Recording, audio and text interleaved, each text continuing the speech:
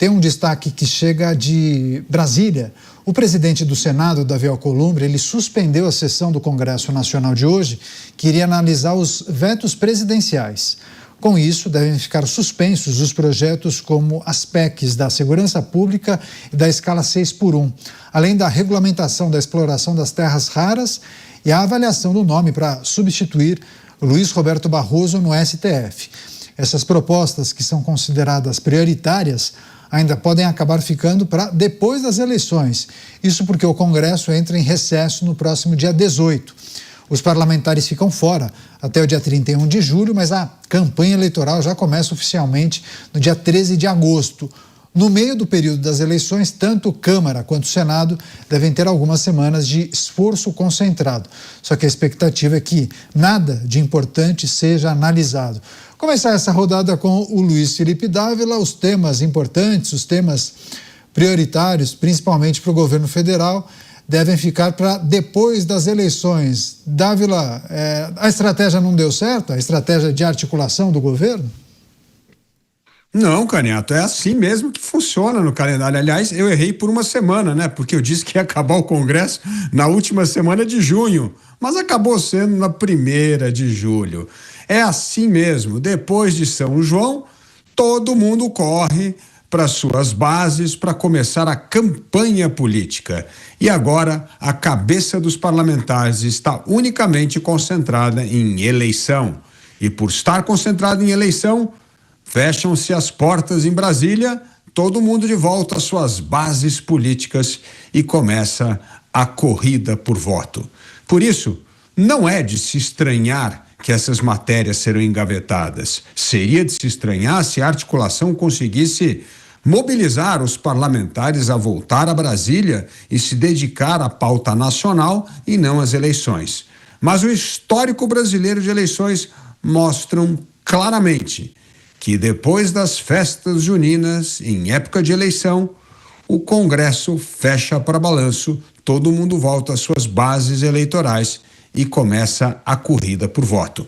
Portanto, não há nada de novo nisso. Apenas, desta vez, este recesso acontece no momento de enorme tensão entre o presidente da República e principalmente o presidente do Senado. Por isso, ele é bem-vindo por duas razões: mais liberdade para buscar votos em suas bases e menos lugar de atrito político entre o Legislativo e o Executivo. Programas Pingos nos Is, a rede está chegando, os nossos comentaristas avaliam a parada nos trabalhos no Congresso Nacional e a dedicação total à campanha eleitoral. Deixa eu receber a rede agora. Todos com a gente aqui em Os Pingos nos Is, muito obrigado pela audiência, pela preferência. Aqui os assuntos quentes desta quinta-feira, sempre com a análise dos nossos comentaristas. Tem inclusive a suspensão da sessão sobre os vetos presidenciais, decisão tomada por Davi Alcolumbre, e aí a leitura de que os temas importantes, principalmente para o governo federal, ficarão para depois das eleições, ou seja, o governo não conseguirá utilizar a aprovação esperada, né, como troféu para o processo eleitoral. Era isso que muitos esperavam, né, Mota? Uma articulação eficiente por parte do governo, que os presidentes das casas colocassem essas iniciativas em votação, que os congressistas aprovassem essas iniciativas e que o presidente da República tivesse esses feitos, né, essas aprovações, para utilizar como troféus durante a campanha, durante os programas eleitorais, como, por exemplo, o fim da escala 6x1. Falhou. Falhou. Apesar de que a situação do Brasil é tão complicada que quando a gente ouve que o Congresso não vai votar nada de relevante até as eleições, inevitavelmente a sensação é de alívio, Caniato. Foi isso que eu senti quando eu li essa manchete. Porque relevância para o Congresso geralmente é uma coisa ruim para a gente, né? Vamos lembrar, esse é o Congresso que aprovou a reforma tributária, uma reforma fantástica, que não reduz imposto, não diminui a complexidade e vai estraçalhar o Pacto Federativo.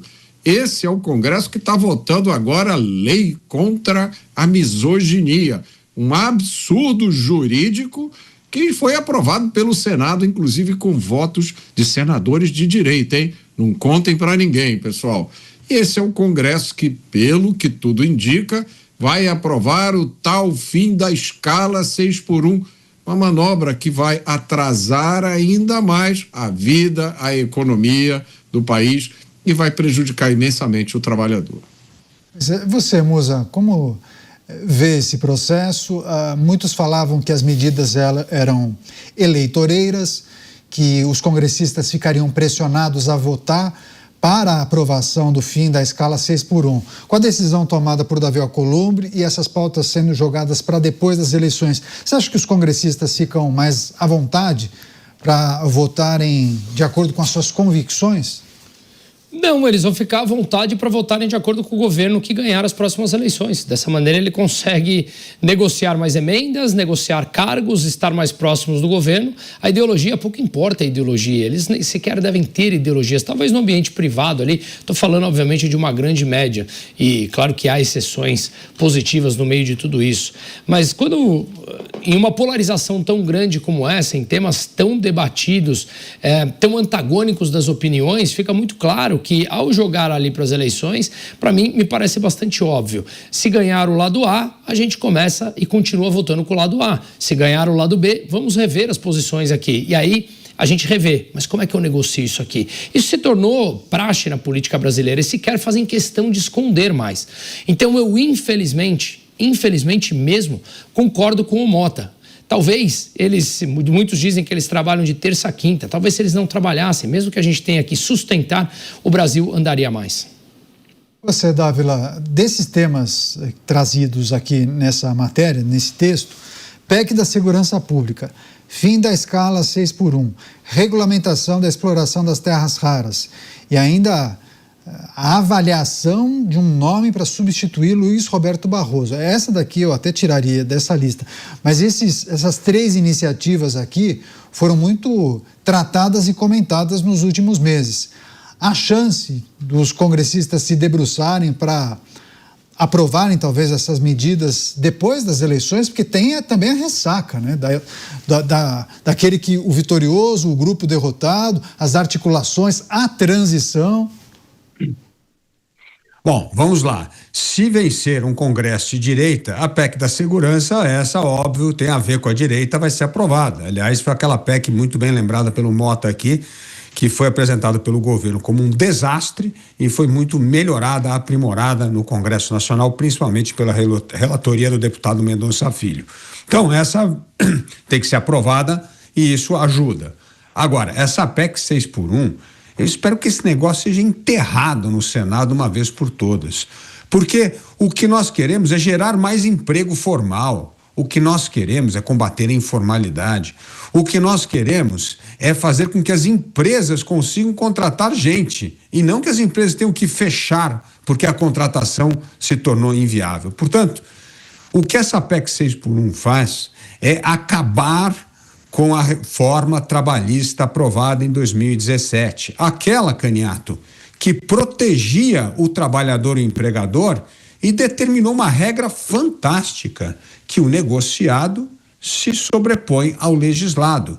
E isso permitiu a flexibilização numa hora fundamental para gerar emprego. Portanto, o que essa PEC 6x1 faz é acaba com isso.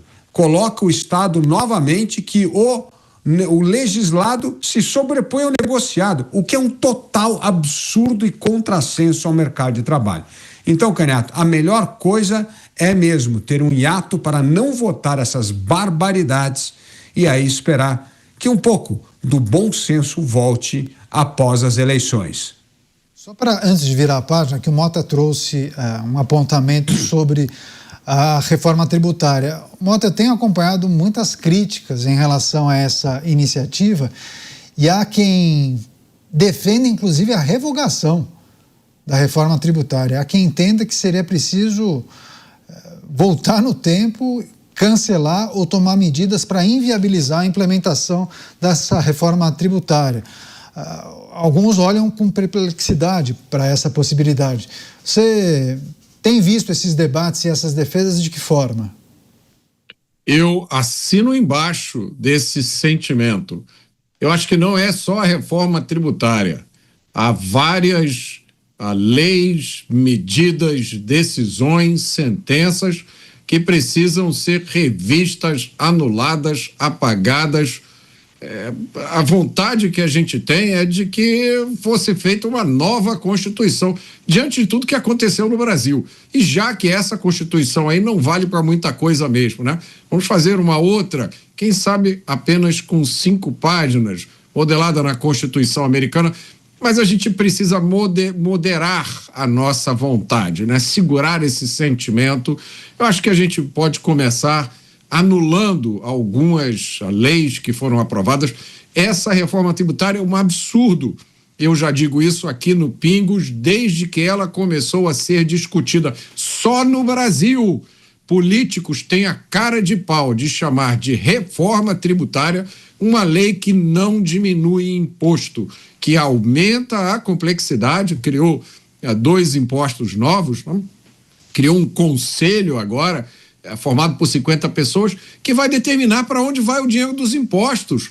Vão ser os 50 ungidos. Acabou a federação nesse país. E eles aprovam isso com a maior cara de pau. Se eu não me engano, a votação foi de madrugada. A maioria dos parlamentares não teve nem tempo de ler e entender o que estava votando. Então é um absurdo em cima do outro. A gente não, eu sempre falo isso aqui, né, Canhato? A gente não pode abrir mão das convicções. E eu fico espantado, porque é apenas um número reduzido de parlamentares, até onde eu sei, todos da chamada direita, né? E eu me lembro de um aqui que vem à cabeça, da posição dele sempre firme, que foi Marcel Van Hatten, do Novo. Há também alguns outros que conseguiram enxergar com clareza o monstro que é essa reforma tributária. Ela tem que cair. No dia que pessoas sensatas estiverem de volta ao poder desse país, essa reforma tributária tem que ser jogada completamente no lixo.